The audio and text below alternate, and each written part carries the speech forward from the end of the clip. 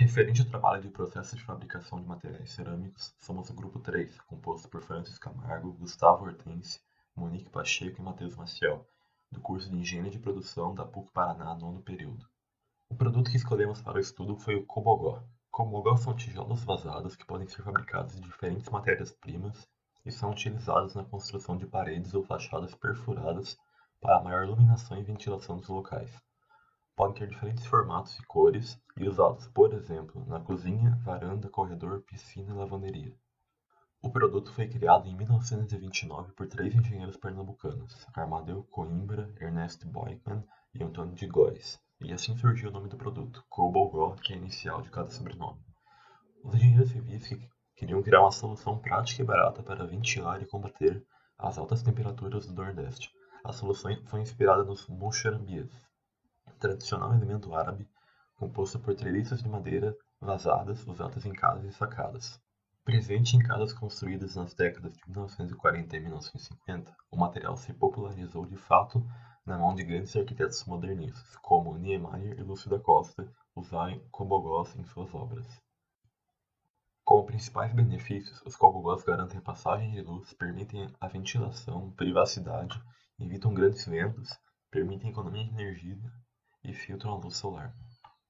Porém, como malefícios, os cobogós possuem um custo maior em relação a tijolos tradicionais, não possibilitam a vedação acústica e, além disso, a ventilação permanente e a iluminação natural nem sempre são vantagens de acordo com a necessidade do clima e o local. Iniciando a etapa do processo de fabricação dos cobogós, as matérias-primas mais usadas para a fabricação é o vidro, cerâmica, cimento e a argila. Como dito anteriormente, existem vários tipos de processo de fabricação dos cobogós. O escolhido pelo grupo foi os cobogós de gesso. Ele tem como primeira etapa ou etapa preparatória a preparação da superfície, que deve ser lisa e nivelada. Também é necessário fazer a preparação do molde, caso ele seja um molde desmontável. Já a segunda etapa, ou também podemos considerar como etapa preparatória, é a aplicação do desmoldante. Ele deve ser aplicado na parte interna do molde e é irrelevante o tipo de desmoldante aplicado. Existem vários tipos, o silicone spray, o óleo lubrificante, o óleo vegetal. Normalmente é utilizado o silicone spray.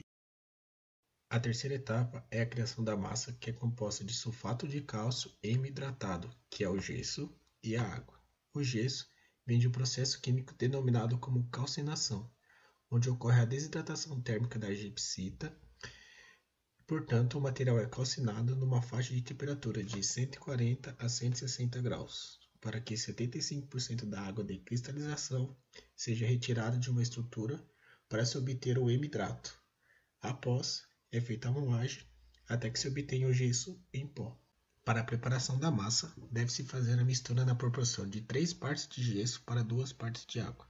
Primeiro, deve-se encher o recipiente com a água e depois ir adicionando o gesso aos poucos e misturar até que se obtenha uma solução pastosa e homogênea. A quarta etapa é composta pela fundição dos cobogós, onde é feito o vazamento da massa no molde. Primeiro, coloca-se metade da massa no molde e agita para que tenha a eliminação de bolhas.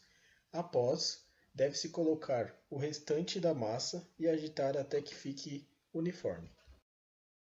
A quinta etapa é composta pelo processo de secagem e o processo de endurecimento do cobogó. Na etapa de secagem, é colocado o gesso para descansar. Ele leva de 20 a 25 minutos nesse tempo de secagem, porém, este valor pode variar dependendo do local de armazenagem e o tipo de matéria-prima utilizada.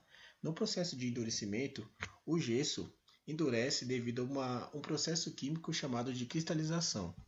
Este processo ocorre quando, a partir de uma solução líquida, se obtém cristais de um dos participantes da mistura, tendo neste caso uma pureza de 100%. Em um processo de cristalização, as moléculas se organizam quando se aproximam e vão se agrupando, criando estruturas mais rígidas, que são chamadas de cristais. Esta etapa é o processo de desenforme do cobogó. Nesta etapa, deve-se fazer o desenforme, que pode ser feito manualmente ou com o auxílio de um martelinho de borracha. A sétima e última etapa é o processo de acabamento. Nesta etapa é realizado o acabamento da peça, caso seja necessário. Se a peça já estiver no formato conforme necessário, não é preciso. Mas, caso haja necessidade de fazer um acabamento, é necessário um raspador de gesso para que chegue no formato desejado. Em relação à comercialização dos cobogós de gesso, existem empresas especializadas em acabamento e construção civil que produzem os cobogós. Por exemplo, no site da Elo7 é possível encontrar peças que custam R$ 14,09 a unidade, vendendo no mínimo 4 metros quadrados a R$ 394 e a própria loja possui serviço de entrega e instalação do cobogó. Porém, considerando, por exemplo, fazer uma parede ou divisão de tijolo convencional, a unidade custaria 38 centavos na Leroy Merlin, custando R$ 45,60 para fazer os mesmos 4 metros quadrados. Assim, o cobogó custaria quase 9 vezes mais caro em relação ao tijolo convencional para fazer a mesma parede. Porém, é uma peça mais bonita para enfeitar o local, já o tijolo convencional precisaria de um acabamento posterior. Porém, o mais comum quando utiliza-se cobogós de gesso é a compra das formas de gesso e fabricação dos cobogós na própria obra. Por exemplo, uma forma no Mercado Livre custa R$ 29,00 e 1 kg de gesso em pó no site Casa e Construção custa R$ 4,49, mais barato que comprar os cobogós prontos e com uma forma dá para reutilizar várias vezes e fabricar várias unidades do cobogó na obra. Os cobogós de gesso devem ser utilizados como decoração interna, pois eles não são resistentes à umidade nem à água. Para limpeza, apenas passar um pano úmido. Além disso, não é recomendado assentamento de cerâmica sobre os cobogós, pois a umidade da argamassa pode danificar a placa.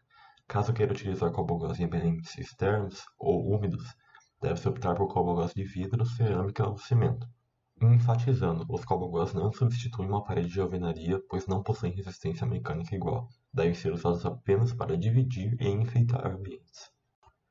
Essas são as nossas referências e obrigado pela atenção.